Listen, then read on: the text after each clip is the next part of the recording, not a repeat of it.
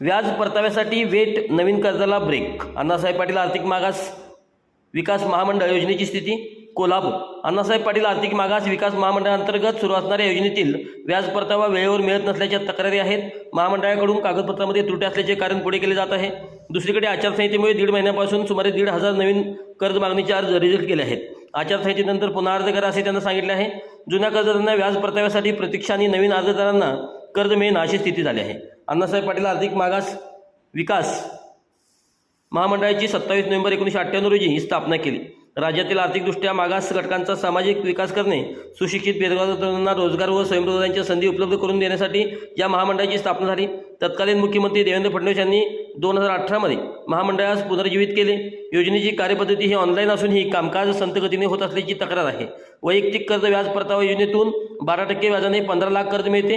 नियमित कर्जाचे हप्ते बदल्यास 4,50,000 व्याज परतावा मिळतो. 3 महिन्यापासून व्याज परतावा मिळत नसल्याच्या तक्रारी आहेत.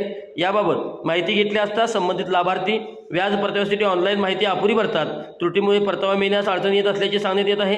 त्याचबरोबर नवीन कर्ज मागणी करणाऱ्यांचे अर्जही रिजेक्ट होत आहेत. त्यांना आचारसंहितेनंतर पुन्हा अर्ज करा असे नोटिफिकेशन येत आहे.